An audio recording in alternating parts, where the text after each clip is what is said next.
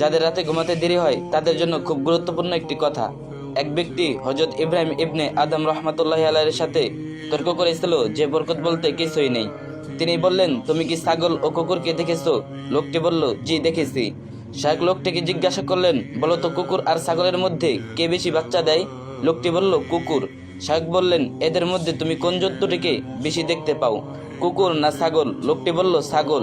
শায়েখ ইব্রাহিম ইবনে আদম রাহমাতুল্লাহি আলাইহি বললেন, ছাগলকে মানুষ খায়, কোরবানির সময় কত ছাগল কোরবানি করা হয়, এরপরও ছাগলের সংখ্যা বেশি দেখা যায়, কমে না। এর রহস্য কি বলে মনে হয় তোমার? লোকটি জিজ্ঞাসা করলো, কি রহস্য শায়েখ? শায়েখ বললেন, একবার ভেবে দেখো, এটা কি বরকত নয়? লোকটি বলল, তাহলে এর কারণ কি যে ছাগলের মধ্যে বরকত হয় আর কুকুরের মধ্যে বরকত হয় না? শায়েখ বললেন, এর কারণ হলো ছাগল সন্ধ্যাতেই ঘুমিয়ে যায় আর ভোরে জাগ্রত হয়।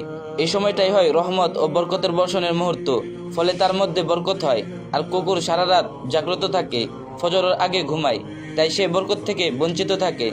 একটু চিন্তার বিষয়, নবীজি সাল্লাল্লাহু আলাইহি ওয়াসাল্লামের সুন্নত হলো ঈশার নামাজ পড়ে ঘুমিয়ে যাওয়া, শেষ রাতে জাগ্রত হয়ে তাহাজ্জুদ পড়া।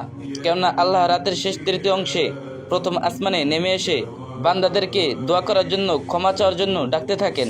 আর আমরা সারা রাত মোবাইলে, ইন্টারনেটে হারাম কাজে ব্যস্ত থেকে ঠিক এই সময় ঘুমিয়ে পড়ি।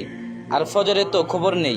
আমাদের মধ্যে এমন অনেকে আছেন যারা যখন শুনেন মসজিদের ফজরের আজান হচ্ছে ঠিক তখন তারা ঘুমাতে যান। তাদের মনে হয়, হায় রে, ঘুমের সময় হয়ে গেছে। কিন্তু তাদের এটা মনে হয় না, আজানটা যখন হয়ে গেছে নামাজটা পড়ে ঘুমিয়ে পড়ি। অথচ আল্লাহ রাসূল সাল্লাল্লাহু আলাইহি সাল্লাম বলেন, ফজরে কেবল 2 রাকাত সুন্নত সালাত পৃথিবী এবং এর মধ্যে যা আছে সবকিছুর চাইতে উত্তম। সুবহানাল্লাহ। তাহলে 2 রাকাত ফরজের কতটা মর্যাদা হতে পারে? এমন অতি মূল্যবান সময় আমরা ঘুমিয়ে কাটিয়ে দেই, তাহলে আমাদের কাজকর্মে আল্লাহ বরকত দেবেন কিভাবে? আবার আমরাই দোয়া করে অস্থির হয়ে যাই আর ভাবি, আল্লাহ আমাদের দোয়া কবুল করেন না কেন? কিন্তু যখন আমাদের হাতে মোবাইল ছিল না, তখন সময়টা এমন ছিল না। আগের দিনের মানুষ সন্ধ্যার একটু পরপর 7-8টার দিকে ঘুমিয়ে যেত। স্বামী স্ত্রীর সাথে ঘুমানোর আগে অনেক গল্প করতেন। অনেক লম্বা একটা সময় ঘুমানোর পরে তাদের ভোর 5টার দিকে উঠতে কোনো সমস্যা হতো না। ভোরবেলায় তারা খেতে খামারে কাজ করতে চলে যেত, দুপুরের মধ্যেই কাজ শেষ করে বাড়ি ফিরতো, তারপর বউ বাচ্চাদের সাথে সময় কাটাতে পারতো। কিন্তু এখন আমাদের আর সেই সুযোগ হয় না। ঘুমের সময় ছাড়া আর আমরা কেউ বাসায় থাকি না, শুধু কাজ আর কাজ। আমাদের সামাজিক বন্ধন ঠুনকো হয়ে যাচ্ছে। নারীরা তাদের সঙ্গীর কাছে সময় ভিক্ষা চাইছেন, পুরুষেরাও তাদের নারীর কাছে, কিন্তু কেউ কাউকে সময় দিতে পারছে না।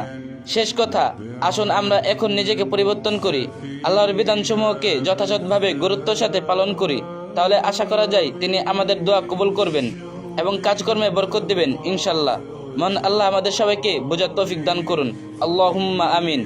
আর ভিডিওটা আরেকজনের কাছে শেয়ার করে দিন, আর যে যত পারেন বেশি কমেন্ট করে দিন। ومن يأمن